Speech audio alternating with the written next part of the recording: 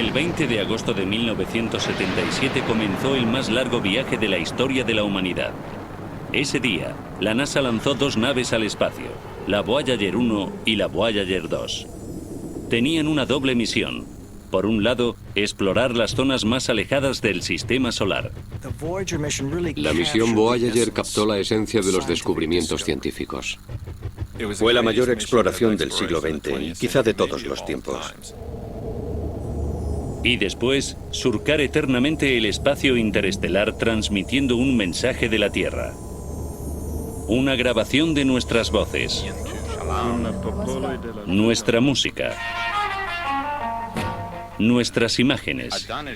Por si algún día otros seres inteligentes encuentran la nave en algún punto del universo. Decía, si encuentras esta nave abandonada, debes saber que la hemos hecho nosotros, que somos así. Salir al espacio es una gran metáfora de salir de uno mismo y salir de este planeta. Es una empresa espiritual. Hello from the children of planet Earth. Esta es la historia de la misión interestelar del Voyager y de su mensaje. Narrada por los exploradores que la hicieron posible.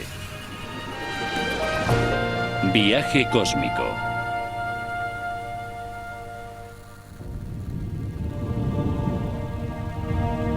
Five, four, three, two, one. We have ignition and we have liftoff.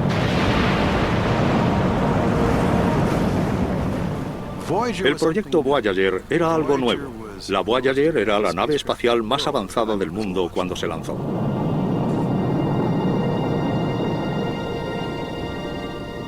No me gusta antropomorfizar las naves espaciales, no les gusta. No sé si me entiendes. Pero sí es verdad que tienen personalidad. La Voyager no es solo una nave espacial, es un ser con inteligencia, medio robot y medio humano. Lleva nuestros sentidos hasta mundos lejanos.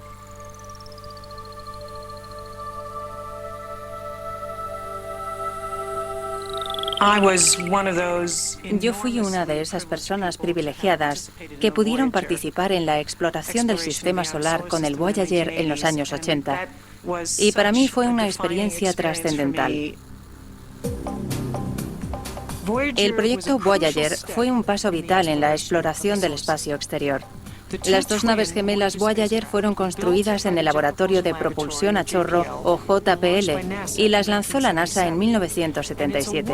Y que ocurriera como ocurrió y cuando ocurrió es un pie de página histórico maravilloso por la alineación de los planetas en ese momento.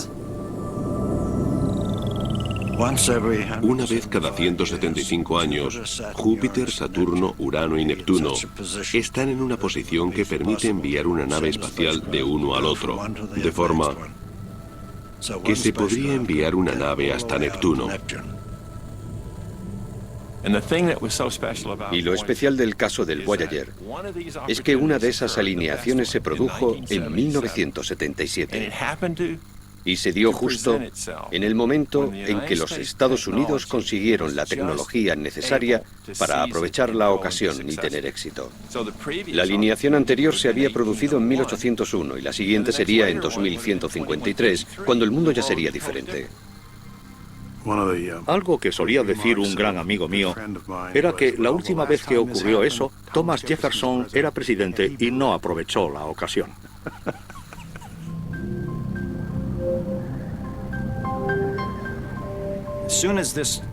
En cuanto se descubrió esa posibilidad, se despertó el interés de la comunidad científica por enviar misiones a otros planetas.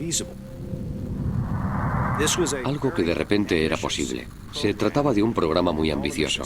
Todas las misiones que se habían realizado hasta aquel momento habían sido a los planetas rocosos más cercanos, que están más cerca del Sol y de la Tierra. Pero queríamos conocer los planetas gigantes, Júpiter, Saturno, Urano y Neptuno, que tienen muchísimas lunas, por lo que cada uno de ellos es como un sistema solar en miniatura.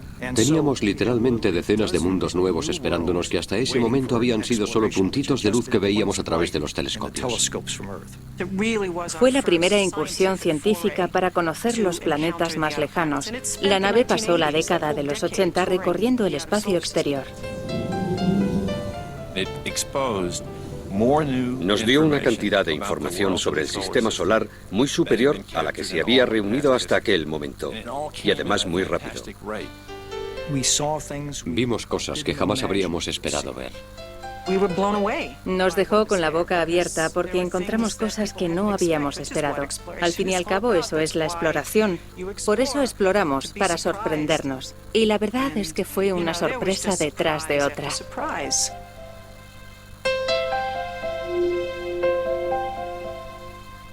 En realidad, las Voyager han hecho 2 viajes. Uno para descubrir las maravillas científicas de los planetas más lejanos y el otro para transmitir algo sobre nosotros al futuro. En estos 2 viajes participó el astrónomo y escritor Carl Sagan. Carl fue un miembro clave de los equipos científicos del proyecto Voyager. De hecho, participó en todas las misiones de exploración espacial de la NASA durante sus primeros 40 años. Yo tuve la grandísima suerte de conocer a Carl, que me dio una clase gloriosa durante 20 años sobre el funcionamiento de la ciencia.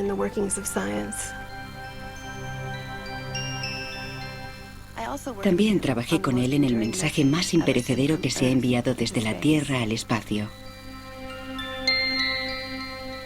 What do you send as a sort of greeting card from Earth? It's a kind of message in a bottle thrown into the cosmic ocean. Well, we decided on a phonograph record. For lots of reasons, you can put a lot more information. La NASA le había pedido que creara un mensaje de música, imágenes y sonidos de la Tierra para el lanzamiento de las Voyager. La mayor parte de nosotros no hemos dejado de preguntarnos qué les diríamos a seres de otro planeta sobre nosotros. ¿Quiénes somos? ¿Qué nos gustaría hacer?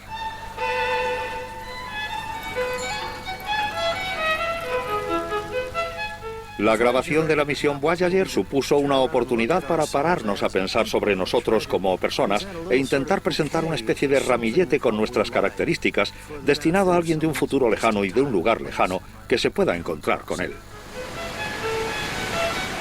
Una parte de la grabación era el trabajo con sonidos que Carl me pidió que elaborara. Me pareció lo más natural comenzar con una historia lineal de la Tierra.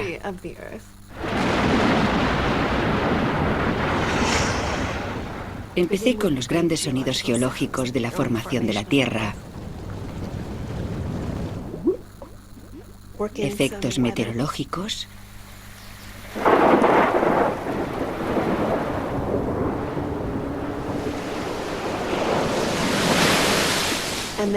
y poco a poco pasar a la historia de la vida en el planeta.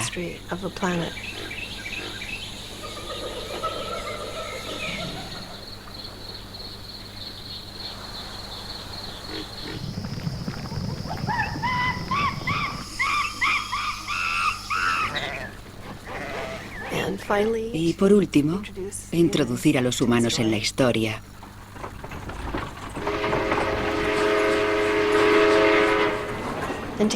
Y dar una idea general sobre cómo es el mundo ahora.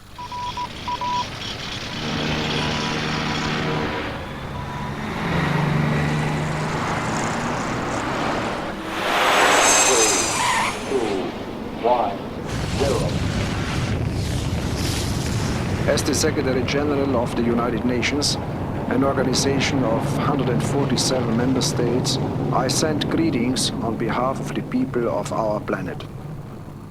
La grabación del proyecto es un mensaje muy romántico. We step out of our solar system. Contiene las primeras palabras de una madre a su bebé. Un beso. Es esa relación maravillosa entre el escepticismo y la fascinación. El escepticismo riguroso de la ciencia y la fascinación de estar en el universo, de llegar hasta el futuro y hasta otros seres que no sabemos quiénes son. And it is with humility and hope that we take this step. We do not know whether there are other spacefaring civilizations in the Milky Way. But there is at least a chance that sometime in the remote future, one of the Voyagers will be intercepted and examined by an alien craft.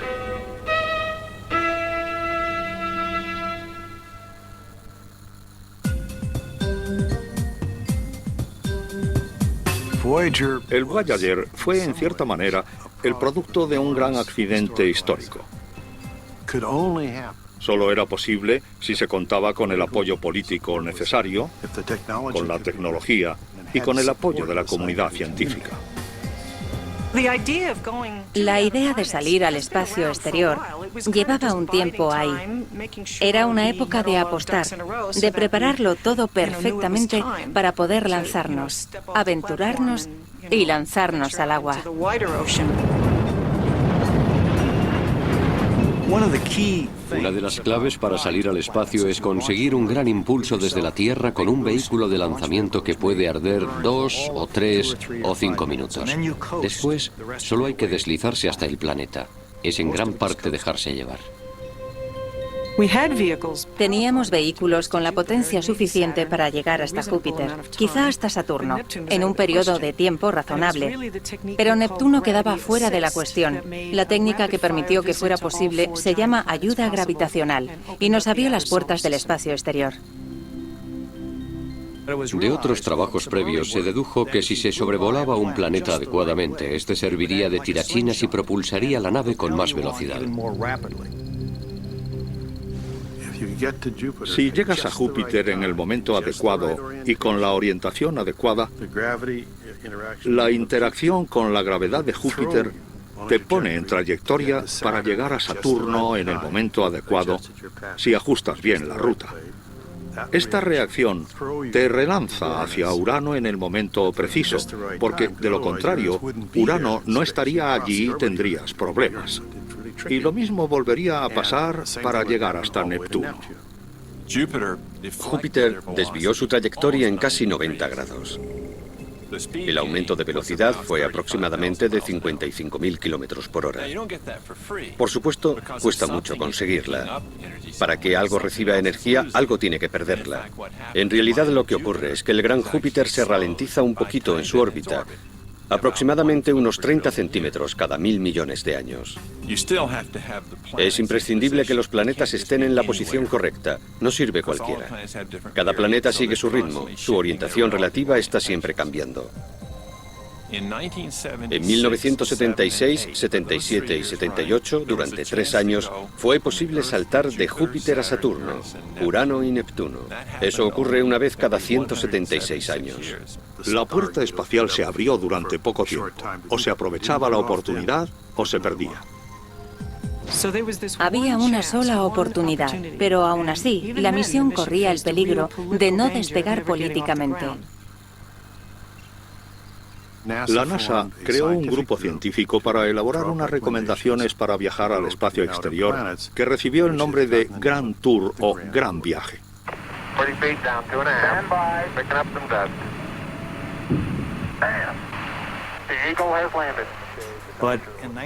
Pero en 1971, aunque hubo una aprobación provisional después del aterrizaje del Apolo, el presupuesto de la NASA no era suficiente para mantener aquel nivel de actividad. A pesar de todo ese impulso y esas expectativas, la NASA y el Congreso, y supongo que el gobierno, valoraron el proyecto y lo consideraron demasiado caro. Y se decidió abandonar el proyecto Grand Tour. Vale, hemos perdido el Grand Tour. ¿Significa eso que vamos a perder la exploración planetaria? A veces a los senadores y congresistas les gusta decir cosas como Saturno lleva ahí 5.000 millones de años. ¿Qué más da esperar 50 años para emprender la siguiente misión? Y nosotros respondemos que a Saturno le da exactamente igual. Pero a nosotros no. Nosotros vivimos ahora. Y en el JPL rediseñaron enseguida la nave para hacerla más pequeña y más barata. Los diseñadores crearon una versión a menor escala de una misión que podría llegar hasta Júpiter y Saturno. Pero, y ahí estaba la cuestión, tenía la capacidad de ir más allá. Pero no se lo dijimos al Congreso y la NASA en aquel momento. Satisfacía el requisito mínimo de llegar hasta Júpiter y Saturno, y costaría 1/3 de lo que habría costado el proyecto original. Así nació el proyecto Voyager. Me encargaron la misión de formar un equipo para el proyecto. Me sentí muy satisfecho de la selección viendo cómo salió todo. Creo que lo mejor de todo fue la elección de Ed Stone como científico jefe del proyecto. Yo jamás había imaginado que me pedirían algo así, pero me lo pidieron en 1972. Me ofrecieron el trabajo y tras pensarlo un poco acepté. Empezó el viaje de mi vida. Ed era una persona dinámica, siempre en movimiento. Se movía mucho más rápido que yo y siempre llevaba un maletín pesadísimo con él. Era difícil seguirle el ritmo incluso físicamente.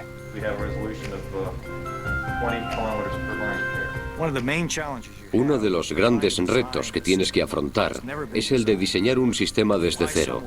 Volar hasta un lugar al que nadie ha volado antes y en un entorno que no conoces hasta que llegas allí. Por supuesto, seguirle el ritmo a nivel intelectual era todavía más difícil. Ni siquiera me atreví a intentarlo. Trabajar con Bruce Murray también fue una gran experiencia. Para mi sorpresa, me eligieron como director del JPL y allí llegué el 1 de abril de 1976, cuando el Voyager estaba llegando al final de la fase de diseño y de pruebas. Hice una presentación en una reunión de la dirección. Me sentía más chulito, más seguro de mí mismo de lo que debería, y Bruce Murray me dijo: John, escucha, no olvides que no eres científico, eres solo un ingeniero. Los ingenieros hacen el trabajo de los hombres. Los científicos, el trabajo de Dios.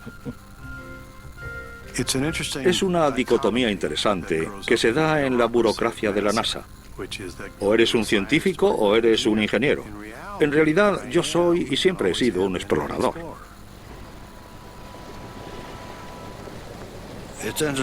Es interesante pensar que la humanidad siempre ha sentido curiosidad por lo que hay más allá, a la vuelta de la esquina.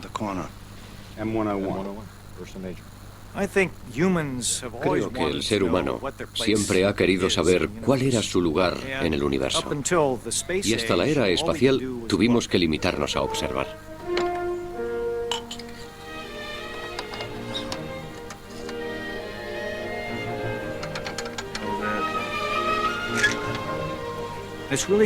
En realidad, se trata de conseguir cierta perspectiva sobre quiénes somos en el universo, de dónde venimos y probablemente a dónde vamos. La exploración de los planetas y el cosmos despierta nuestros instintos más elevados, nuestra necesidad de conocimiento, armonía, orden y belleza, y nuestro futuro está en el espacio.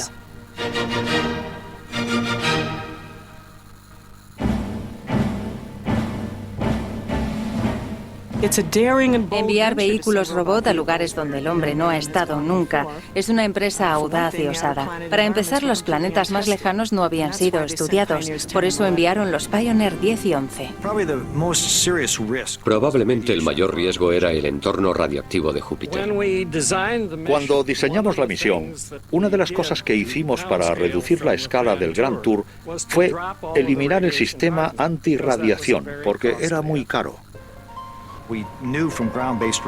Gracias a los datos de radio, sabíamos que Júpiter tenía un campo magnético muy intenso que atrapaba la radiación.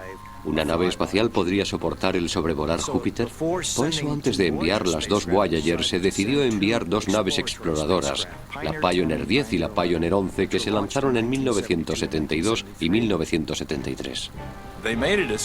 Realizaron un descubrimiento muy importante, que fue que la radiación de Júpiter era mucho más intensa de lo que pensábamos. Si volábamos demasiado cerca del planeta y no estábamos bien protegidos en la Voyager, podría fallarnos parte del sistema eléctrico. Así que ya con el proyecto muy avanzado, nos vimos obligados a preparar la nave para la radiación.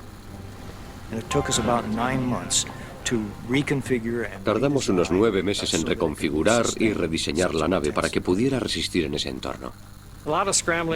Hicimos muchos esfuerzos. Trabajamos por la noche, los fines de semana. Se hizo un gran esfuerzo por terminarlo todo a tiempo porque la fecha de lanzamiento era absolutamente inamovible. La misión Pioneer consiguió información muy importante que provocó grandes cambios en las Voyager. Y además dio a Carl, a la artista Linda Salzman y al astrónomo Frank Drake la oportunidad de poner un mensaje a los lados de las dos naves Pioneer. Carl Sagan y yo nos conocimos primero por correo. Trabajábamos sobre lo mismo, sobre la naturaleza de la atmósfera del planeta Venus.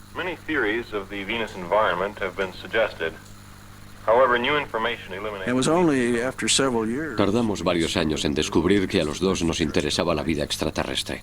Frank Drake fue uno de los primeros en convertir la búsqueda de vida extraterrestre en un objetivo científico respetable. A principios de los 70, cuando se iban a lanzar las Pioneer 10 y 11, Carl y yo hablamos sobre eso. Dijimos, vaya, estas naves van a salir del sistema solar. Van a ser las primeras en aventurarse en el espacio interestelar y viajar por la galaxia durante miles de millones de años. ¿No estaría bien enviar en ellas un mensaje? Sabemos que el Sol durará solo otros 5.000 millones de años, pero esas naves van a durar más que el Sol. Podrían terminar siendo la única prueba de nuestra existencia tras, digamos, 10.000 millones de años. ¿Qué mensaje podemos enviar? Hagamos una placa. No pudimos proponer nada más, porque solo faltaba un mes para el lanzamiento.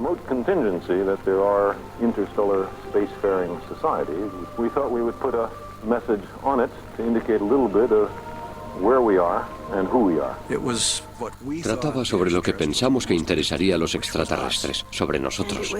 Decía, si encuentras esta nave abandonada en un futuro lejano, has de saber que la hemos hecho nosotros. Pensamos que debíamos crear unas figuras humanas que nos mostraran tal como somos, sin ropa. Así las dibujó la artista y nos pareció lo más razonable. Por eso nos sorprendieron algunas de las reacciones posteriores. El Chicago Sun-Times publicó en el periódico unas imágenes de la placa.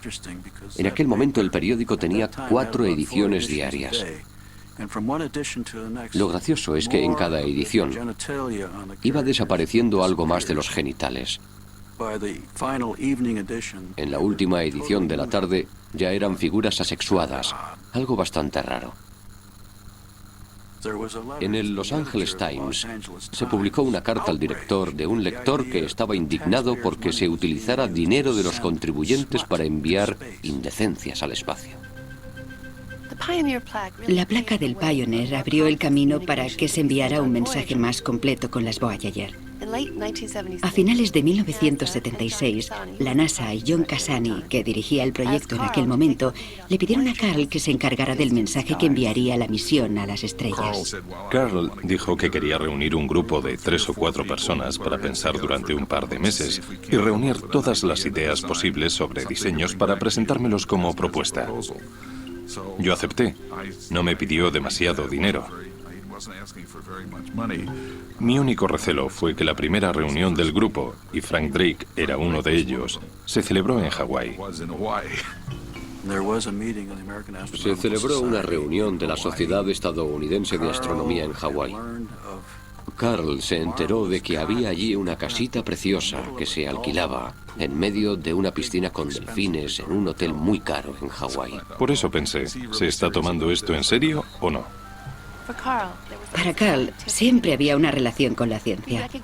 Se dio cuenta de que existía una especie inteligente en la Tierra con la que todavía no habíamos establecido contacto. Si pretendíamos comunicarnos con extraterrestres, quizá sería útil pensar en los delfines. Y fuimos a esa casita, y el tema central fue ¿qué clase de mensaje vamos a enviar con la Voyager?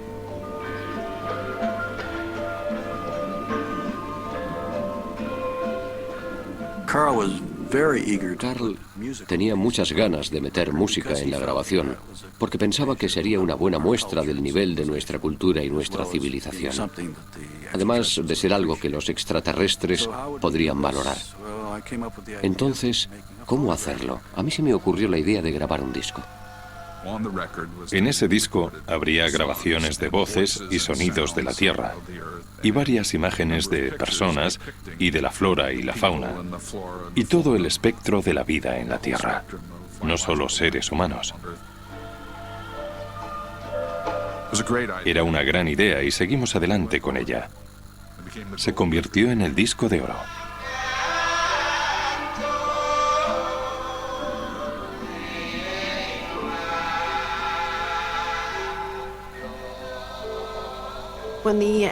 Cuando los ingenieros nos dijeron que un disco tenía una duración de 1.000 millones de años, sentimos que éramos unos privilegiados por poder participar en la conservación de las cosas que más queríamos.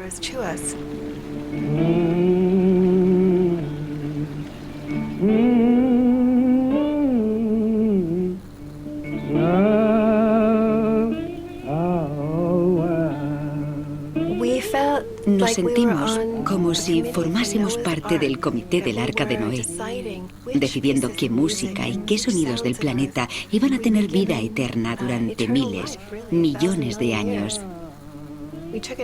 Nos lo tomamos como una tarea sagrada y feliz.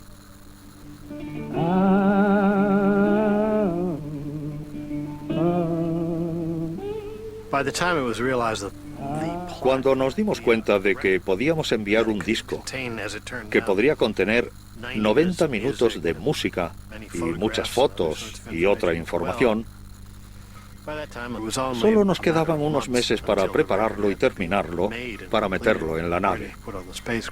Así que lo hicimos deprisa.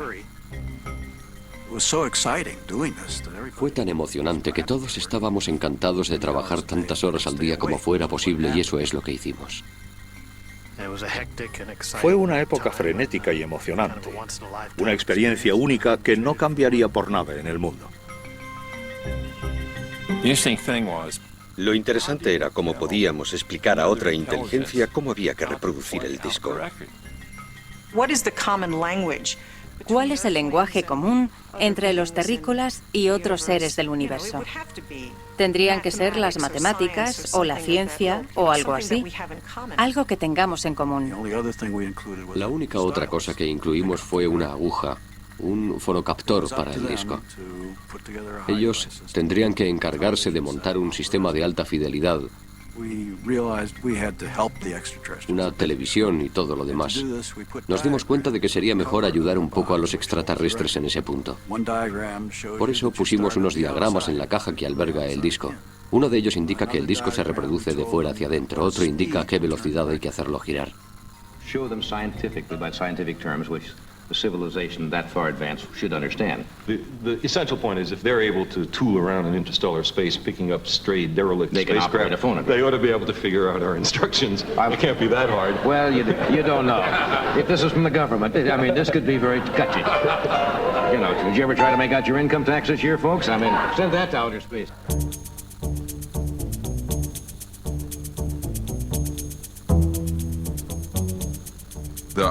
La idea de fabricar una nave de nueva generación era alucinante para los que participamos. Todas las naves espaciales tienen unas funciones comunes. Por supuesto, tienen una misión científica, ese es el motivo por el que se crean. Llevan cámaras y espectrómetros y distintos tipos de sensores. Estos instrumentos recaban datos de distintas direcciones a la vez y no se pueden mover. Estos sí son dirigibles. Obviamente tienen que comunicarse y recibir señales de la Tierra, recibir instrucciones y enviar datos. La estructura más prominente es esta especie de plato blanco. Esta antena tiene que estar orientada de forma muy precisa hacia la Tierra, ajustada hasta una fracción de grado. Pero una nave espacial tiene que soportar esa carga. Eso significa que necesita energía. Todas las naves espaciales que se habían construido hasta entonces habían sido alimentadas con paneles solares. Pero queríamos diseñar una nave que superara eso. Decidimos que íbamos a usar una fuente de energía nuclear. Una característica del diseño fue que intentamos aislar los generadores nucleares que van a un lado de la nave de los instrumentos científicos, muy sensibles, que están sobre todo en el otro lado, para que la radiación no afectase a los datos científicos. Fueron las primeras naves espaciales controladas totalmente por ordenador. Era un tipo de cerebro totalmente nuevo y avanzado, con la capacidad de pensar por sí mismo. de analizar y hacer cambios. Era diferente a todos los equipos que conocíamos, porque no se podían llevar al taller para que los arreglaran. Porque iban a estar tan lejos de nosotros, las ondas de radio tardarían en llegar. Cuando enviamos una orden hasta la Voyager, que está en Saturno, tarda 80 minutos en llegar desde el momento en que se emite desde la Tierra. Si la nave tiene algún problema, aunque sepamos la solución instantáneamente y se la enviemos, son otros 80 minutos. Había sensores dobles. Todo se hizo por duplicado. Si un dispositivo no funcionaba, se usaba el otro. Tenía un cerebro doble. Pero no se puede probar una nave así en la Tierra. Es imposible conseguir la gravedad cero de la manera adecuada. Por eso, a pesar de todas las pruebas que se hicieron, era imposible saber si todo iba a funcionar bien. Algunas cosas no se iban a utilizar hasta haber dejado atrás Júpiter, incluso después de Saturno. Pero al final no fue así.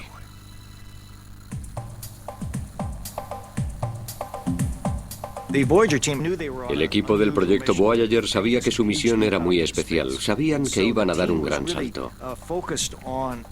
Estaban muy centrados en todos los detalles, en no pasar nada por alto.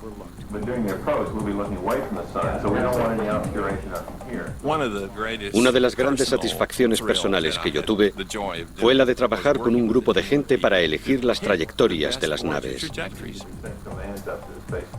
Si examinábamos todos los días en que se podría haber lanzado la nave durante la alineación de los planetas, el resultado eran 10.000 posibilidades distintas.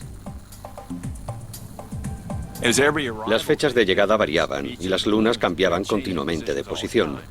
Se trataba de comprobar dónde estarían las lunas principales en todas las posibles fechas de llegada y elegir las que ofrecieran la mayor cantidad posible de vuelos a corta distancia y las mejores alineaciones entre las lunas. Y eso fue lo que hicimos. Cuando se terminaron los preparativos, lo que hubo que decidir fue el nombre de las dos naves. Teníamos que decidir cuál sería la Voyager 1 y cuál la 2. La prensa se armó un pequeño lío porque lanzamos primero la Voyager 2. La nave que lanzamos en segundo lugar iba a llegar primero. Pensé que no tendría sentido bautizarlas por orden de salida, porque lo que la gente iba a recordar era el orden de llegada a Júpiter. Por eso lanzamos la Voyager 1 en segundo lugar, sabiendo que adelantaría a la Voyager 2 en diciembre de 1977, es decir, 3 o 4 meses después.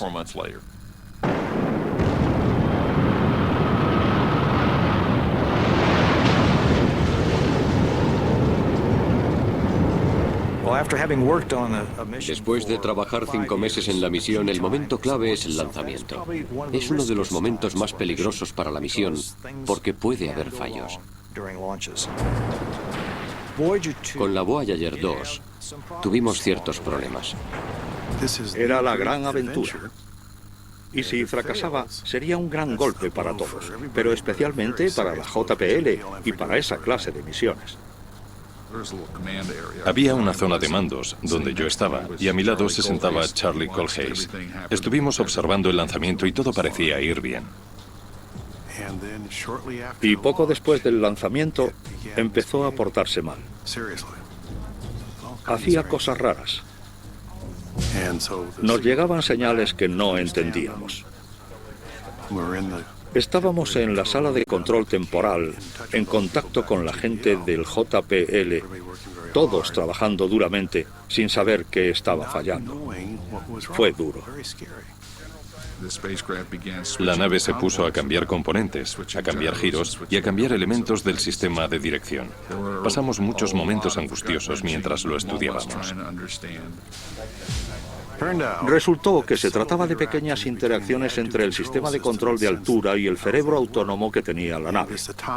El cerebro malinterpretaba los datos y daba órdenes incorrectas. Se comportaba como si estuviera a 5.000 millones de kilómetros de distancia.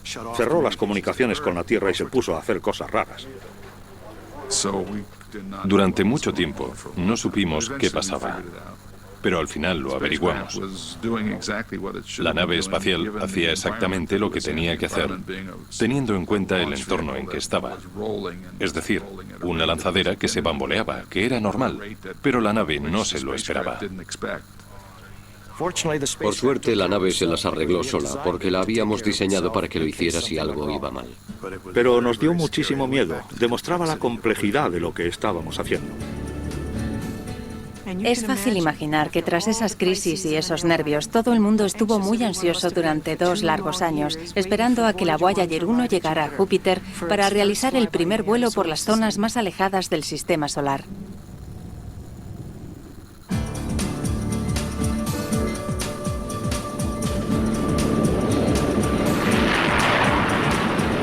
We set sail on this new sea because there is new knowledge to be gained.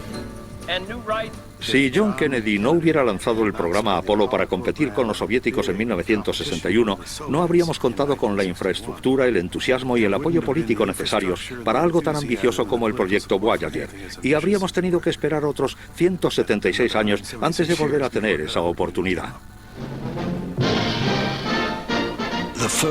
El primer objeto artificial que entró en órbita alrededor de la Tierra fue el Sputnik soviético, que se lanzó el 4 de octubre de 1957 y que daba una vuelta a la Tierra aproximadamente cada hora y media. En los años 50 y 60 yo estaba en la universidad. Me licencié en 1957, el mismo año en que se lanzó el Sputnik, algo que nos impactó mucho a todos. Recuerdo que yo salía del laboratorio y alguien dijo, «Hey, ese Sputnik debe estar pasándonos por encima», y todos miramos hacia arriba y lo vimos. La gente se dio cuenta de que ese artilugio soviético había dado la vuelta a la Tierra, pasaba sobre los Estados Unidos unas 10 veces al día y nosotros no podíamos hacer nada al respecto. La gran amenaza comunista, que se suponía que era un mundo más atrasado, de repente nos adelantaba. Nos impactó, pero también nos despertó. Porque la mayoría de nosotros creíamos que teníamos la capacidad de ganarles la carrera a los soviéticos, y eso fue el incentivo que necesitábamos. Así, el espacio se convirtió en la oportunidad de hacer algo importante por el futuro. Naturalmente, muchos de nosotros que estábamos en una edad muy impresionable nos sentimos atraídos por ese campo.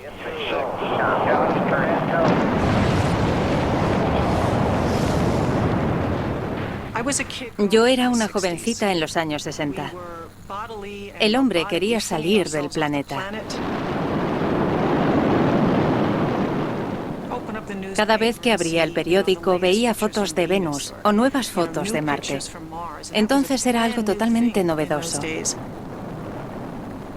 Recuerdo perfectamente el paseo lunar de Neil Armstrong. Estábamos todos fascinados. Algunos lloramos.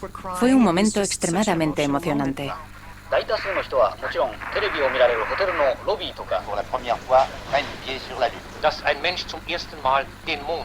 El aterrizaje en la Luna, el primer alunizaje del Apolo y los que siguieron, cambiaron profundamente la idea de la humanidad sobre lo que el hombre podía llegar a conseguir. Fue importantísimo. No por la ciencia, eso no era lo más importante, sino por la aventura. Sin duda, era la mayor aventura que el hombre podía imaginar en ese momento. No podía evitar sentir que por ahí iba a ir el futuro.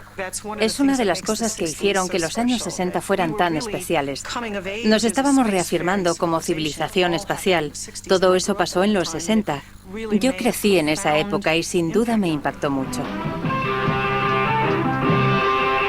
Para mí todo eso me estaba diciendo, ven, esto puede ser tuyo. Y me lancé.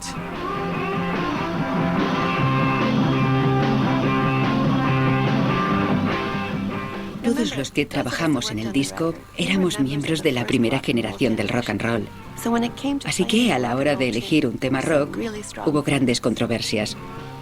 Queríamos elegir Here Comes the Sun de los Beatles, porque parecía una melodía muy apropiada para el Voyager. Pero la compañía propietaria de los derechos del disco pedía una cantidad de dinero desorbitada por los derechos universales. El concepto de derechos universales aparece en todos los contratos, pero en realidad no significaba nada. Creo que fue la primera vez que alguien pidió realmente unos derechos universales. Al final pusimos Johnny B. Good de Chuck Berry, que era mi candidata.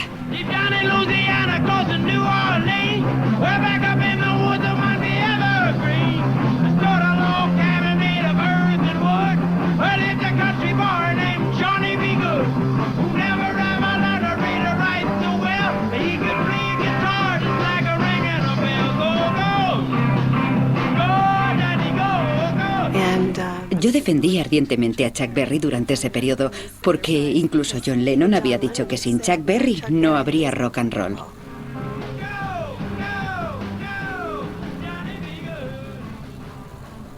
John Lennon tenía la costumbre de meter mensajitos en el espacio que queda entre la etiqueta y los surcos de los discos de vinilo. Me gustó y también escribí un mensaje en el disco del Voyager, para los músicos de todos los mundos y de todas las épocas.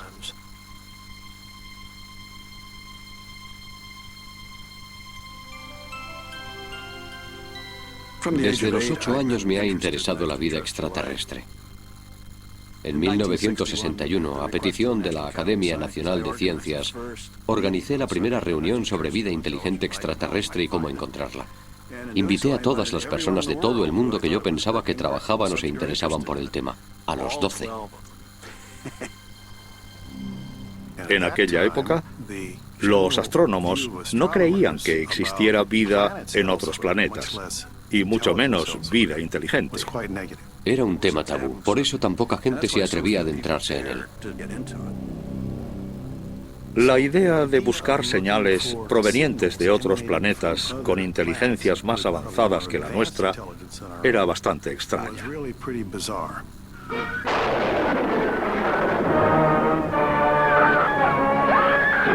Invaders from Mars, capturing humans at will for their own sinister purposes. Mi interés por el espacio empezó de niño, leyendo libros de ciencia ficción. Obviamente despertaban tu interés sobre otros mundos y lo que puede haber ahí fuera. La conciencia de que quizá no estemos solos ha dado lugar a cierta cultura popular. La ciencia ficción ha educado al público muy eficazmente y nos alegra porque se crea conciencia sobre la posibilidad de que exista vida extraterrestre y se informa a la gente de que vale la pena buscarla. Sin embargo, tiene su parte negativa y es que la ficción es más interesante si los alienígenas son malvados y nos atacan y tenemos que luchar contra ellos.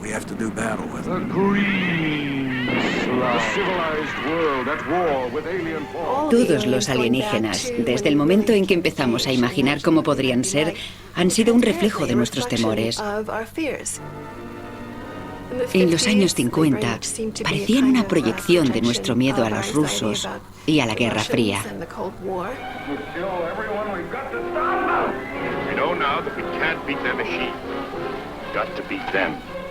Sin embargo, con el tiempo ha habido representaciones de extraterrestres muy positivas, que han ayudado a crear una idea más esperanzadora sobre cómo podrían ser. Siempre he pensado que si nunca has visto un caracol, o si nunca has visto una mariposa, ¿cómo vas a imaginártelos?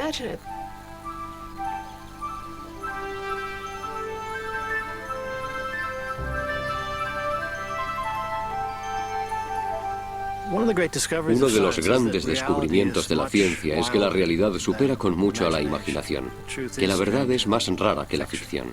Solo hemos rascado la superficie. Les garantizo que existen cosas más extrañas de lo que imaginamos. Es interesante que en 1977, el año del lanzamiento de las dos Voyager, apareció también la Guerra de las Galaxias. Por supuesto es ciencia ficción. Crea una imagen del ser humano viajando hasta cualquier punto del espacio a velocidades increíbles. Y mientras ahí estábamos intentando llegar por primera vez hasta Júpiter y al espacio exterior. La ciencia ficción imagina futuros posibles. La ciencia crea ese futuro. En los años 70, casi todos los científicos reconocían el interés que tenía buscar vida extraterrestre. Aunque sigue siendo muy difícil conseguir financiación, actualmente tenemos receptores gigantes atentos a posibles señales de radio provenientes del espacio. La palabra SETI es un acrónimo anglosajón que proviene de búsqueda de inteligencia extraterrestre. Y es el nombre que damos a toda esta empresa, independientemente de dónde se realice. Todo lo que averiguamos confirma la idea de que en el espacio debería haber mucha vida, y también vida inteligente. Si tenemos en cuenta todas las oportunidades de la vida, es muy difícil creer que estemos completamente solos en el universo. Pero no debemos olvidar que ahora mismo, hasta ahora, no hemos encontrado ninguna prueba de que exista vida extraterrestre. Por lo que debemos ser muy humildes y muy cautos sobre nuestras ideas preconcebidas, sobre si existe o no, y sobre si hay mucha o poca. Si alguna vez establecemos contacto con otra especie, creo que nos sentiremos como cuando miramos por primera vez la cara de nuestros hijos. Es todo un misterio durante 9 meses. ¿Qué aspecto tendrán? Y cuando los vemos sentimos una sensación de reconocimiento. A una edad temprana te das cuenta de que solo tienes una vida por vivir y quieres vivirla bien. Para mí, descubrir vida extraterrestre inteligente es lo más importante que puede hacer un ser humano.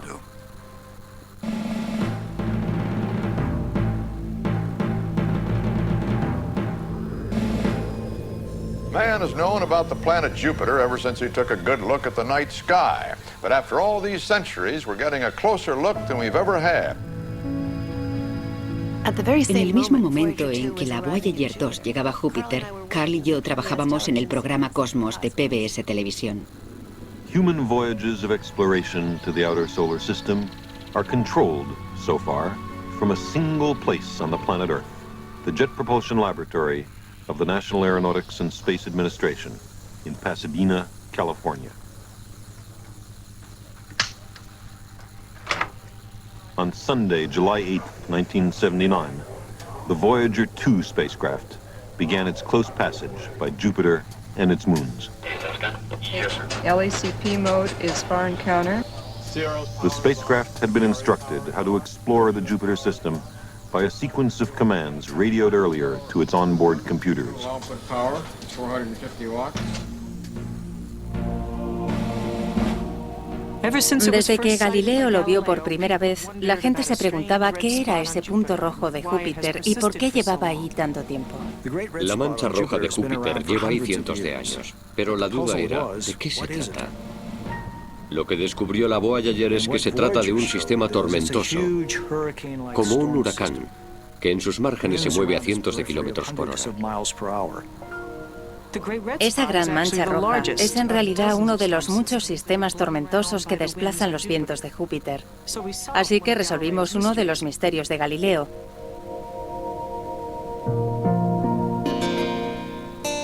Pero Galileo también había sido el primero en darse cuenta de que el planeta gigante tenía lunas. Las 4 grandes lunas de Júpiter se conocen como satélites galileanos porque los descubrió Galileo en el año 1610, cuando utilizó por primera vez el telescopio para observar el sistema solar.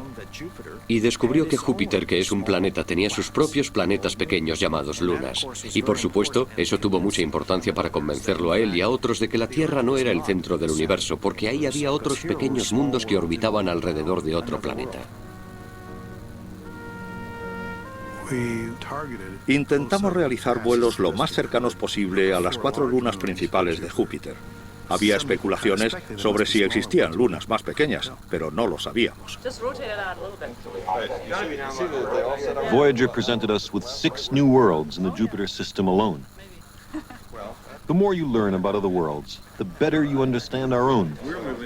In the early morning hours of July 9, 1979, on the real-time television monitors at the Jet Propulsion Laboratory, we began to learn about a world called Europa. Existía el temor de que las demás lunas se parecieran a la luna de la Tierra. No es que la luna tenga nada malo, pero es un poco aburrida. Es gris, tiene cráteres, probablemente no alberga vida, no tiene atmósfera. Por eso existía el temor de que las lunas de los planetas lejanos fueran así. Pero no. Resultó que los satélites revolucionaron nuestra forma de pensar, sobre todo en términos exploratorios, de una manera extraordinaria. Yeah, but Gene, what about the relief from the cracks? Shouldn't the cracks in Neil and flow also? They gotta be renewed. The isle in Europa, there's a twin. Europa está cubierto de hielo. Eso lo sabíamos gracias a observaciones desde la Tierra. El proyecto nos permitió descubrir que se trata de la superficie más lisa del sistema solar, sin montañas ni valles, solo algunas crestas bajas que parecen grietas en el hielo. Y eso nos indicó que Europa podría tener un océano de agua líquida bajo esa capa helada.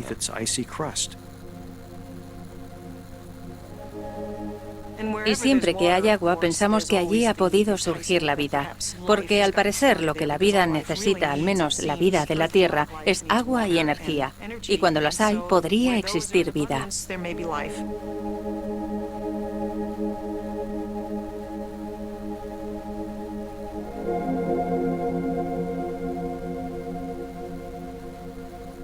Todo el mundo tiene su propio ranking de hallazgos del Voyager.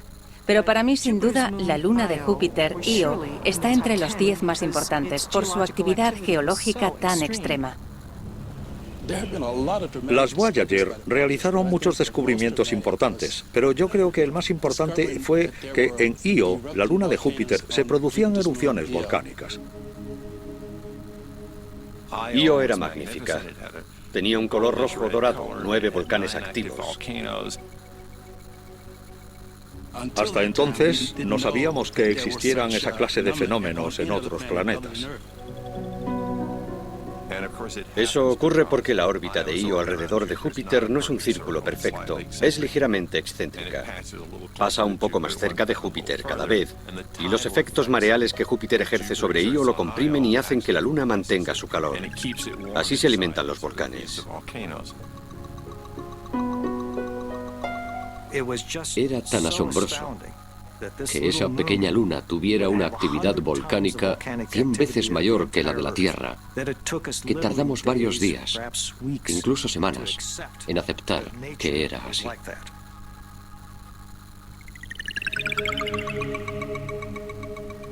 No debemos olvidar que la teoría generalizada en el momento en que la Voyager llegó al espacio exterior era que los satélites, las lunas, carecían de interés, que seguramente serían demasiado pequeñas para tener actividad geológica.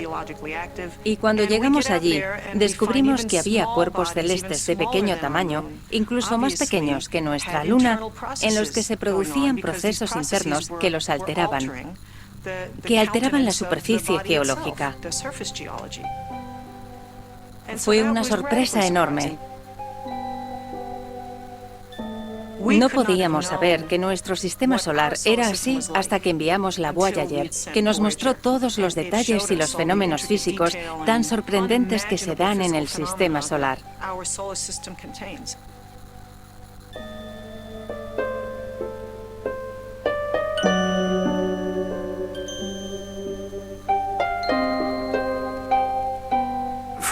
Desde el principio tuvimos dos criterios sobre el disco. El primero era que queríamos representar la diversidad de los pueblos del mundo, no solo la cultura que había construido la nave espacial. Y el segundo, hacer un buen disco, hacer una verdadera obra de arte, con buena música, y no con cosas incluidas por política o por populismo, nada de eso.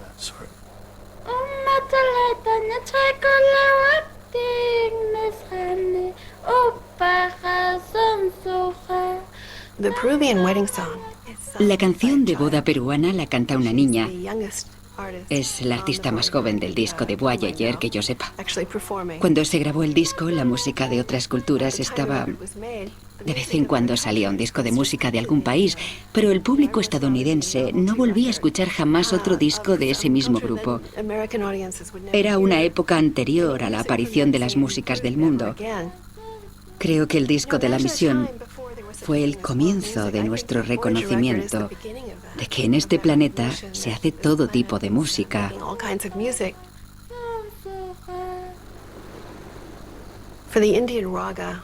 En el caso del raga indio, nos dijeron que había un raga vocal que sonaba como el nacimiento del universo. Por desgracia, era muy difícil de conseguir. Lo busqué por todas partes durante muchas semanas. Y al final llamé a una tienda de electrodomésticos de Lexington Avenue, en Manhattan, que era de una familia de la India. Y allí me dijeron, sí, tenemos 2 copias. Y allí me fui. Cogí un taxi, fui a la tienda y me dijeron, sí, las tenemos por aquí. Y se pusieron a buscar en el almacén. Y al final la encontraron en una caja debajo de una mesa que estaba apilada al fondo del almacén. Y así apareció este disco, que era largo para la época. Al escucharlo me di cuenta de que la búsqueda había valido la pena.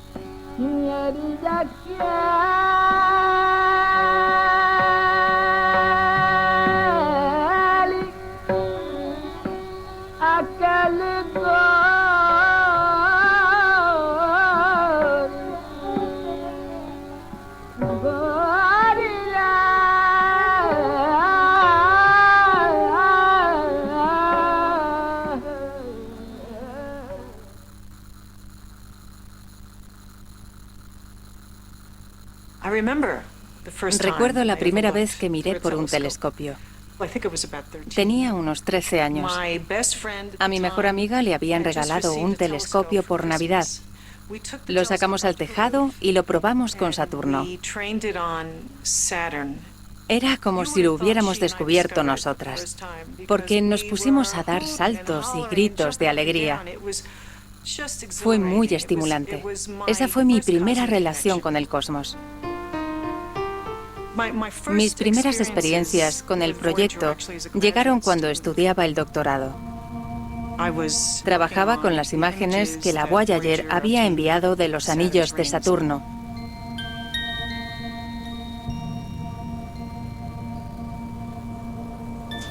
Eso fue lo que me llevó al edificio 264 del Laboratorio de Propulsión a Chorro, que es donde el equipo de imagen tenía su cuartel general. An outer space spectacular that was the stuff of dreams only a generation ago began snapping into the sharp focus of reality today. After its billion-mile journey from Earth, the Voyager 1 spacecraft sent back pictures of man's closest look yet at the ring planet Saturn.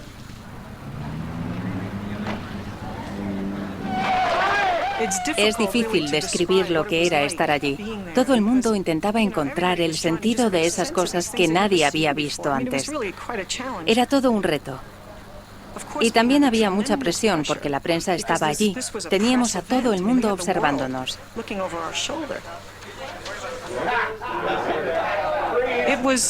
Para alguien tan joven como yo, resultaba una locura. Me parecía absolutamente increíble. Era como si el edificio 264 fuera la nave Enterprise. Llegar hasta Saturno era como aproximarse a un sistema alienígena o a un cuadrante lejano de la galaxia. Muchas de las cosas que descubrimos resultaron muy sorprendentes. Había vientos que rodeaban esos planetas, que daban vueltas a su alrededor a velocidades increíbles. Sabíamos que en Júpiter había vientos fuertes, pero Saturno era un misterio. No esperábamos que tuviera una atmósfera muy activa. En lugar de eso, nos encontramos con vientos de 1700 kilómetros por hora, incluso más rápidos que los de Júpiter. Era una corriente a chorro, el equivalente a nuestra corriente a chorro, pero mucho más rápida. No sabemos qué es lo que los produce. En la Tierra, nuestra corriente a chorro, los vientos más rápidos alcanzan los 320 kilómetros por hora. Los vientos de Júpiter son como esas corrientes. La corriente a chorro de Saturno es 5 veces más rápida. Uno de los puntos más interesantes de Saturno era su luna más grande, Titán. Las observaciones desde la Tierra nos habían dado datos contradictorios sobre su superficie y la composición de su atmósfera. Descubrimos que hay sobre todo nitrógeno, igual que en la Tierra, pero en lugar de oxígeno hay metano, gas natural. Y la acción del Sol y otras radiaciones crea hidrocarburos complejos, moléculas orgánicas que llueven sobre la superficie de ese mundo extraño. La química orgánica puede decirnos muchas cosas sobre las condiciones que había aquí en la Tierra antes de la evolución de la vida. Pero se cree que en Titán hace demasiado frío para que haya surgido vida alguna. Hay otras lunas heladas más pequeñas alrededor de Saturno, a las que vimos entonces por primera vez, y cada una con su personalidad. Existen multitud de lunas que son como bailarinas de ballet. Siguen una coreografía en sus movimientos en relación con los anillos y por la gravedad. Es realmente una armonía entre las esferas. You want to understand where you came from? You want to understand where your solar system came from? Take a look at the rings of Saturn. There is a flat ring of matter around a big central mass. Is precisely the circumstance that we think occurred in the early solar system, and out of that flat ring, the planets formed. There is a miniature solar system out there.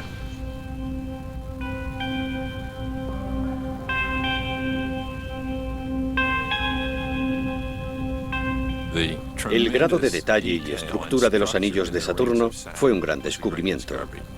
En lugar de solo 3 anillos de partículas cubiertas de hielo, había miles de pequeños anillos.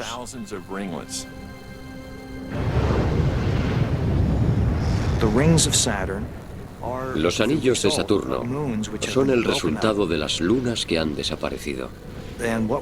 Lo que vemos son restos helados de las grandes lunas que orbitaban alrededor de Saturno.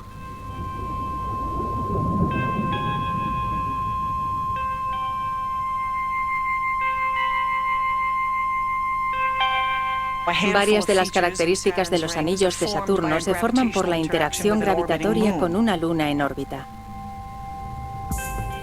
Tiene que ver con un efecto llamado resonancia.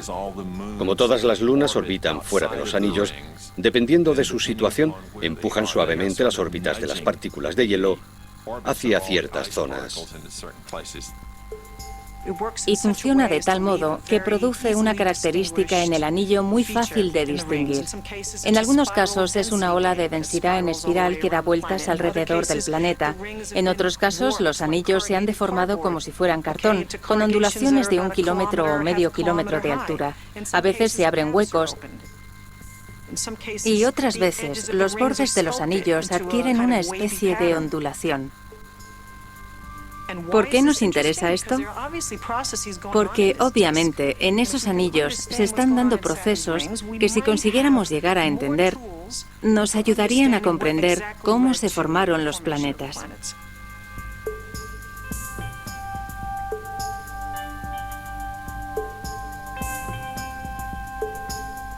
Mi imagen favorita es una que se tomó cuando la Voyager 1 ya había dejado atrás Saturno y miraba hacia atrás. Captó la imagen de Saturno que proyectaba una sombra sobre los anillos. Es una foto desde el otro lado de Saturno, una posición que nos permitió captar esa fotografía de aspecto sobrenatural. Es mi favorita porque expresa en una sola foto lo lejos que había llegado la humanidad, la importancia de nuestras exploraciones por el sistema solar.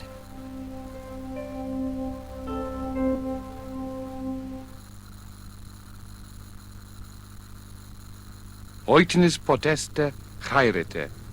Hartelijke groeten aan iedereen. Herzliche Grüße an alle. Otra parte del disco la formaban los 59 idiomas, los idiomas más hablados en el planeta. Queríamos incluir un saludo en cada uno de ellos. Hola y saludos a todos. Namaste. Hello from the children of planet Earth. 59 saludos en idiomas humanos y un saludo en el lenguaje de las ballenas.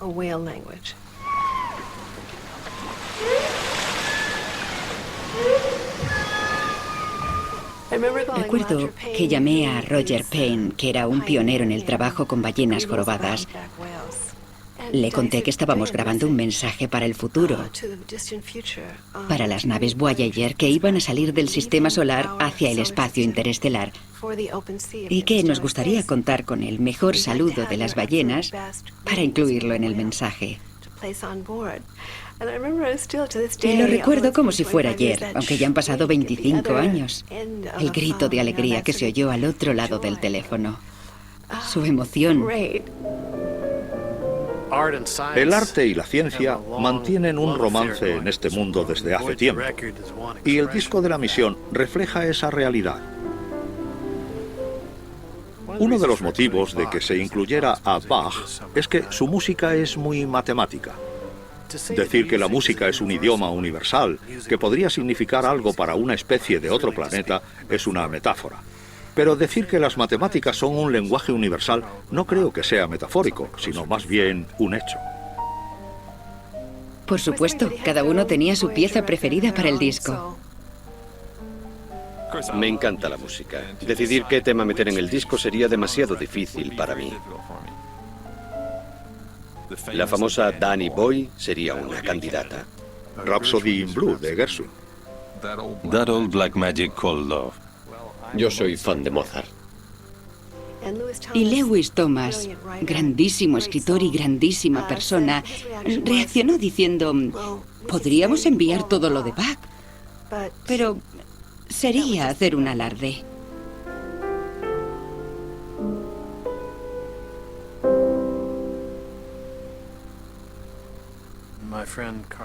Mi amigo Carl Sagan venía de vez en cuando a mi casa y nos poníamos a escuchar música. Compartíamos el interés por la música y por la astronomía, dos hilos muy entrelazados en realidad.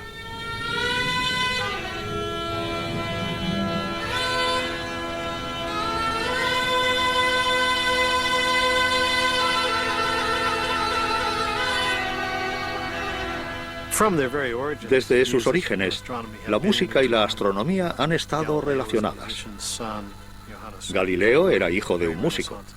Johannes Kepler, un gran astrónomo renacentista, proyectó la idea de armonía musical a los movimientos de los planetas y ha sido un tema constante en la historia de las ideas, que bajo el aparente caos de la naturaleza hay un orden y que ese orden es armonioso.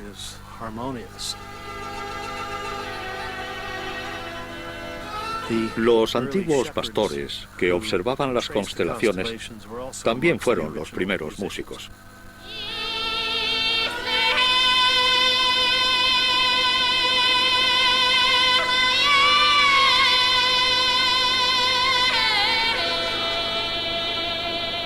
Creo que el tema más vibrante del disco es el de Valia Balkanska, la pastora búlgara.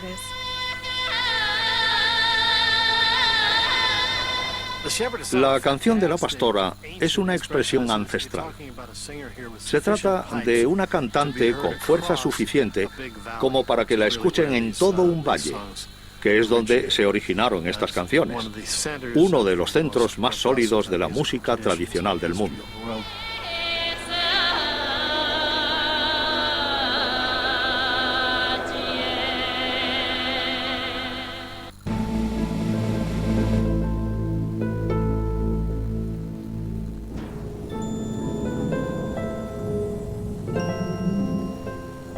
Estamos en 1986. La Voyager está a punto de entrar en aguas desconocidas y convertirse en la primera nave espacial en visitar el planeta Urano. Y estamos a punto de ver cosas que son realmente de otro mundo.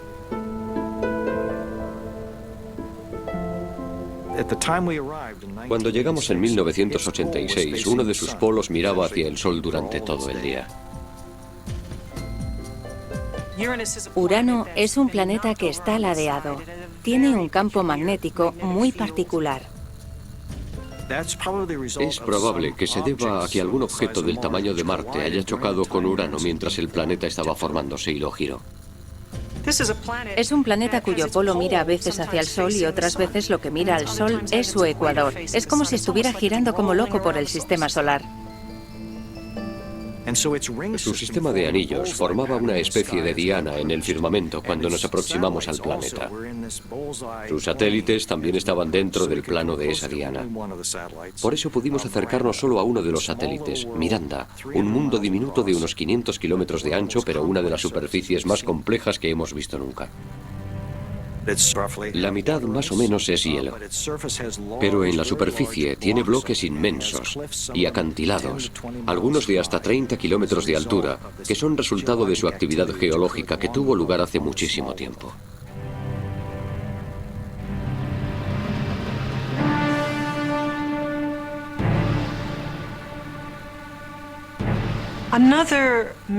Otro descubrimiento importante de la misión Voyager fue el del papel que han representado las colisiones y los impactos cósmicos en la formación de nuestro sistema solar. Cuando llegamos a Marte o incluso la Luna con un telescopio, se ve que son cuerpos celestes con muchos cráteres. Pero lo sorprendente fue que los cuerpos más lejanos del sistema solar también tenían muchísimos cráteres y que lo más probable es que las colisiones hayan afectado a las lunas de los planetas más lejanos. Cuando llegamos a Urano, observamos su satélite Miranda, que tiene un aspecto terrible, como de un rompecabezas mal montado. Surgió la idea de que algunos de esos cuerpos se habían roto y después se habían vuelto a juntar, y así varias veces.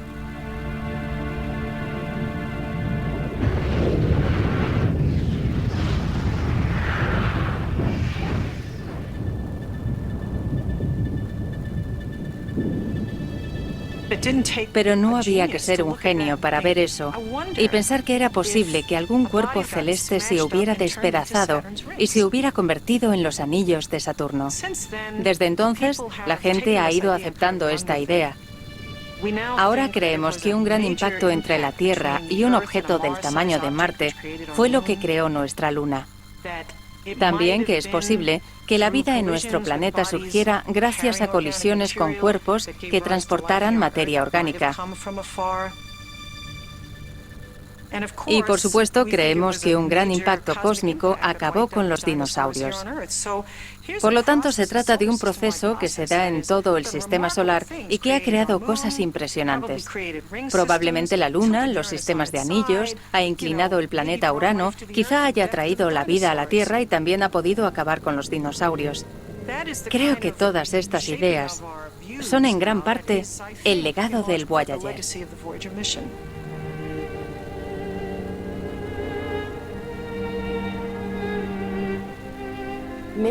Muchos años antes de preparar el disco del Voyager, una amiga me tocó una pieza de Beethoven, el movimiento Cavatina de Opus 130. Recuerdo que cuando lo escuché, lo primero que pensé fue, ¿cómo podría darle las gracias a Beethoven por este obsequio tan magnífico?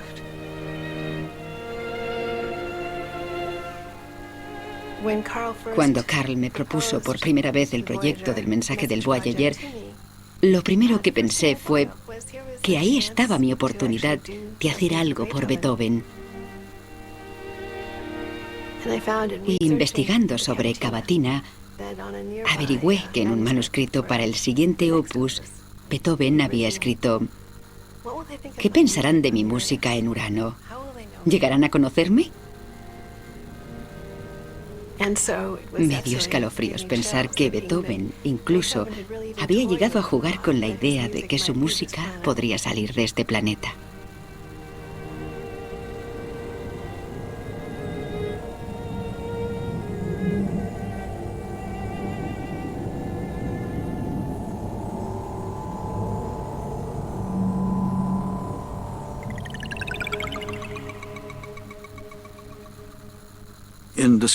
Durante el debate sobre qué debíamos incluir en el disco surgieron cuestiones muy interesantes sobre cómo tratar con extraterrestres. Algunos decían que había que contarles datos científicos, pero eso ya lo saben. No tiene sentido contarles eso. Por eso nuestra idea central era hacer hincapié en la humanidad, en cómo vivimos y en cómo es el planeta Tierra. Uno de los grandes debates fue si debíamos mostrar nuestra mejor cara, las cosas de las que estamos más orgullosos. ¿Mostramos imágenes de seres humanos normales o de estrellas de cine? Decidimos que preferíamos a gente normal. Algunos pensaban que no sería buena idea mostrar que somos una especie problemática. Mostramos las guerras y el crimen y la pobreza. Otros pensaban que teníamos que ser sinceros, que era nuestro deber mostrar una imagen realista. Y como en casi todas las familias, no quisimos mostrar el lado oscuro. No queríamos contarle al universo que el tío Charlie era un borracho. Quizá no fue una buena decisión, pero decidimos mostrar solo cosas buenas. Así que, entre las imágenes no hay imágenes de guerra. La NASA quería que evitásemos dos áreas. Una era la religión. No querían que mostrásemos ningún aspecto religioso por el temor a que nos criticaran por favorecer a unas religiones sobre otras o por sugerir algún tipo de relación entre la Iglesia y el Estado y la NASA. El otro tema a evitar venía derivado de las críticas que habían recibido por mostrar un desnudo en la placa del Pioneer. Por eso pensamos que podríamos contentarlos si utilizábamos una foto de personas desnudas que no fuera erótica ni provocativa. Buscamos y buscamos y finalmente dimos con una foto de una pareja joven en la que la mujer estaba notoriamente embarazada. Aparecen de pie, con mucha naturalidad, y van acompañados de esquemas que muestran que en el vientre de la mujer hay un feto y que ese feto se convertirá algún día en un ser humano. Nos pareció una manera fantástica de mostrar algo sobre nuestra biología. Cuando llegó a la NASA nos dijeron, no, inaceptable, así que tuvimos que eliminar la foto aunque el esquema lo mantuvimos. Es algo que va a desconcertar muchísimo a los extraterrestres porque todos los demás esquemas van acompañados de una foto, todos menos este.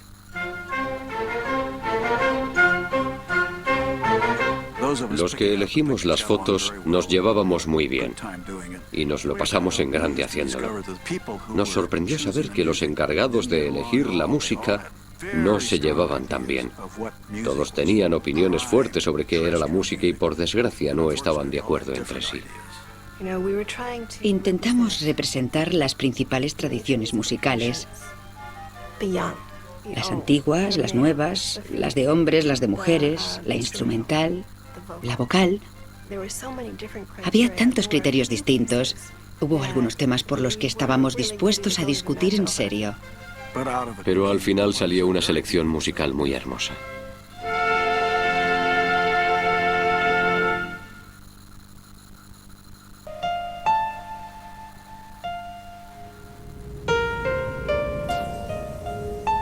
Ya estamos en 1989. El proyecto Voyager lleva 12 años viajando por el espacio, cambiando nuestra perspectiva sobre nuestro lugar en el cosmos y sobre nosotros mismos. NASA sent final commands today to Voyager 2, heading for a Thursday night close encounter with Neptune. New pictures from Voyager show the planet's great dark spot, and the planet's largest moon, Triton, appears to have a blue atmosphere, the first discovered on a moon. Neptuno tenía dos objetivos principales para nosotros. Uno era el planeta en sí, que para los telescopios terrestres no era más que un puntito de luz. ¿Cómo es su sistema meteorológico? Neptuno está tan lejos que no sabíamos qué esperar. Mientras preparábamos la llegada, sabíamos que estábamos haciendo historia y eso era muy emocionante. Sorprendentemente resultó tener vientos incluso más rápidos que los de Saturno. Y a diferencia de Saturno tenía una gran mancha oscura, que recordaba a la mancha roja de Júpiter en ciertos aspectos. Se trataba de un planeta que está 30 veces más lejos del Sol que la Tierra, con una milésima parte del calor del Sol y aún así una atmósfera muy dinámica. Su campo magnético es muy extraño. Su centro no parece estar en el núcleo del planeta, sino entre el centro y la superficie. Por eso está ladeado. Es muy extraño.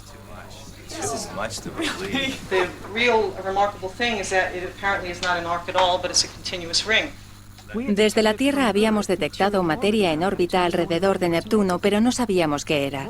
La Voyager descubrió que Neptuno tenía unos anillos muy distintos a los de los demás planetas gigantes. Había segmentos discontinuos y ramas estrechas y tenues, y pequeñas lunas que orbitaban dentro y fuera de los anillos. Estas pequeñas lunas son un futuro sistema de anillos. Es posible que algún día se rompan y entonces Neptuno acabaría teniendo un aspecto muy similar al de Saturno. El otro objetivo importante de Neptuno era su luna Tritón. No sabíamos qué tamaño tenía, ni cuál era su composición exacta. Tritón resultó espectacular. Al estar tan lejos y ser tan fría, quizá no esperábamos gran cosa, pero resultó ser un satélite magnífico para observar.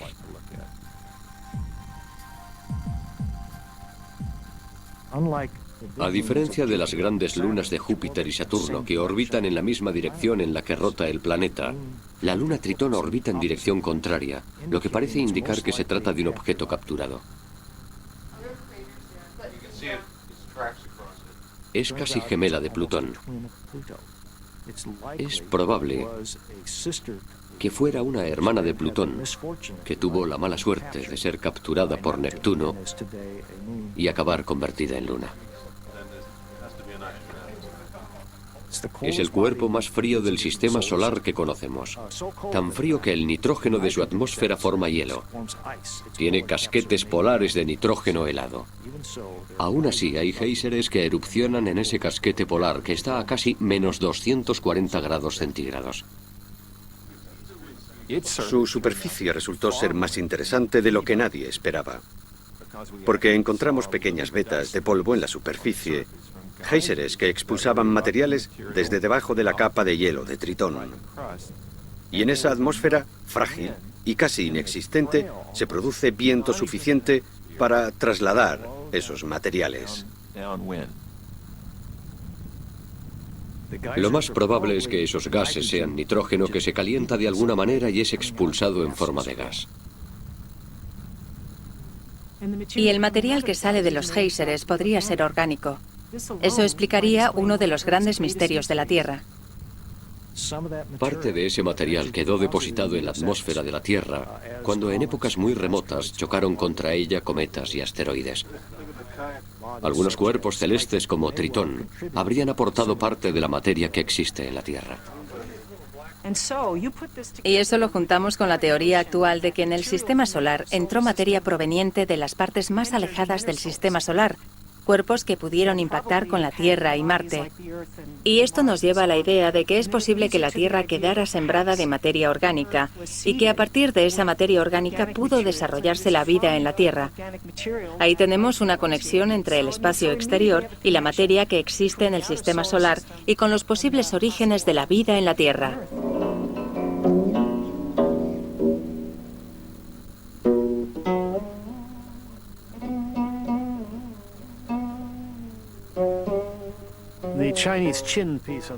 El tema chino del Chin del disco del Voyager es uno de los temas musicales más antiguos del mundo y, en mi opinión, uno de los más hermosos del disco. Es poco conocido.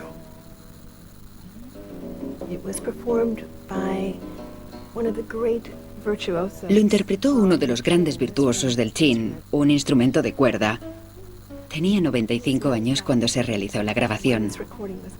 Más tarde lo asesinaron durante la Revolución Cultural. Nos pareció genial incluir a ese hombre que toca como Eric Clapton, ese tema tan antiguo que al parecer trata de nuestra relación con el universo.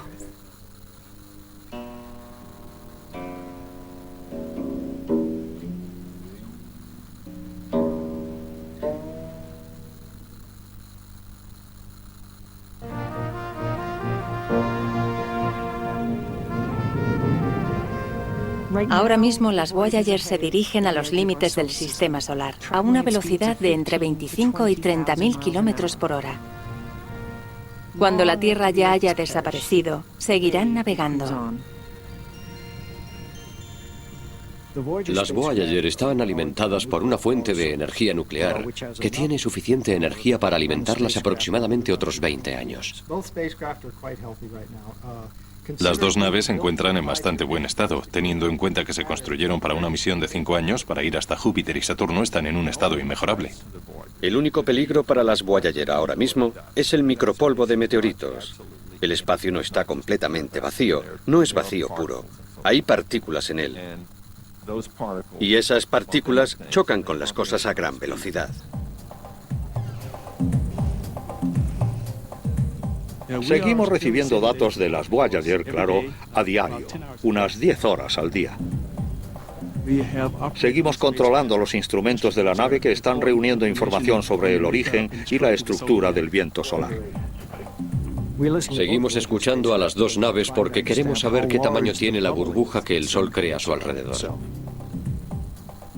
El viento solar lo emana el Sol en todas direcciones y seguiría avanzando para siempre, a no ser por los vientos interestelares que vienen en dirección contraria, hacia el Sol.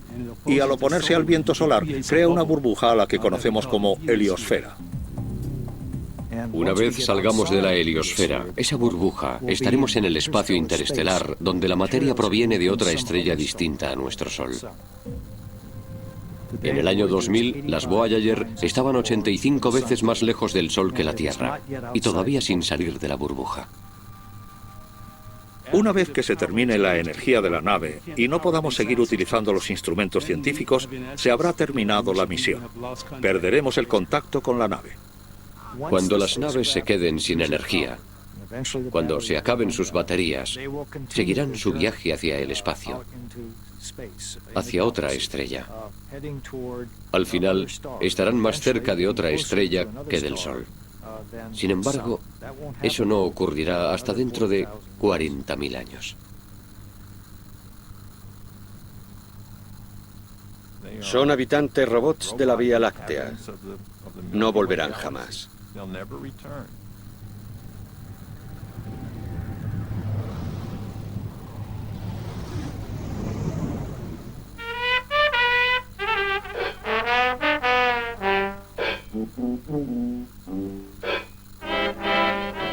No hay nada que el hombre haya tocado que haya viajado tan lejos como esas naves.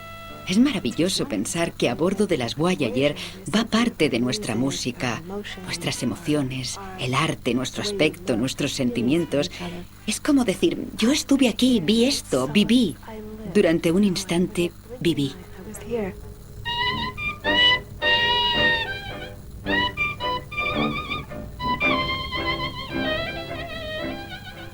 No tengo ni idea de si alguien recibirá algún día el mensaje del proyecto Voyager. Si no es así, será un mensaje para nosotros mismos, un ejercicio en el que nos vemos a nosotros mismos como imaginamos que nos verían otros. Aunque solo sea por eso, ya valdría la pena.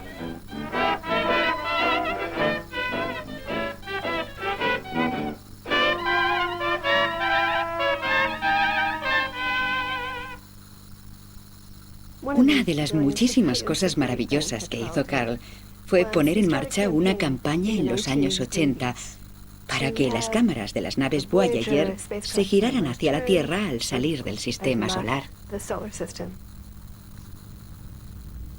Surgió la idea de que deberíamos intentar obtener una imagen de nuestro sistema solar desde fuera, tal como lo vería un extraterrestre que viniera de otra estrella. Yo le pregunté, ¿para qué? No se podrá ver nada, será un punto diminuto en el espacio, y me contestó, de eso se trata. Y tuvo dificultades para convencer a los encargados del proyecto de que eso valdría la pena. Creo que nadie más pensaba en la parte romántica o en el impacto emocional de algo así. Seguramente pensaban que solo serían píxeles. Hubo mucha resistencia. Fue una lucha titánica que creo que duró al menos 10 años.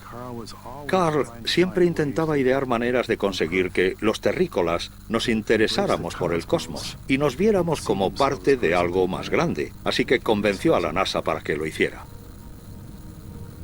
Era nuestro embajador en la Vía Láctea, que llevaba un mensaje de la Tierra a otros ciudadanos de la galaxia y que echaba una última mirada atrás para tomar una imagen del lugar de donde venía, su hogar, los planetas que orbitan alrededor de la misma estrella. El gran regalo de ver la Tierra así de pequeña, ese puntito azul, diminuto, frágil y hermoso, es el mayor baño de humildad que se puede encontrar. Creo que fue el más profundo de todos los regalos del Voyager.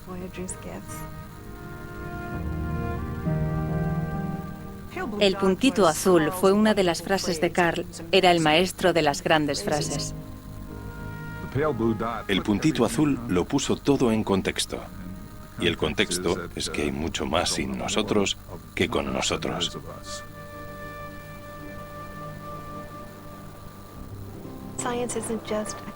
La ciencia no es solo una colección de hechos sorprendentes. También tiene un núcleo rico y espiritual. Si conseguimos llevarnos la imagen de la Tierra al corazón, pequeña como es, en lugar de un dato científico que comprendamos con el cerebro, si comprendiéramos de corazón lo pequeñísimo que es nuestro mundo, nos comportaríamos de otra manera. Consider again that dot. That's here. That's home. That's us. On it, everyone you love, everyone you know, everyone you ever heard of, every human being who ever was, lived out their lives. The Earth is a very small stage in a vast cosmic arena. Think of the rivers of blood spilled by all those generals and emperors, so that in glory and triumph they could become the momentary masters of a fraction of a dot. Think of the endless cruelties visited by the inhabitants of one corner of this pixel on the scarcely distinguishable inhabitants of some other corner. How frequent their misunderstandings. How eager they are to kill one another. How fervent their hatreds. There is perhaps no better demonstration of the folly of human conceits than this distant image of our tiny world. To me, it underscores our responsibility to deal more kindly with one another and to preserve and cherish the pale blue dot, the only home we've ever known.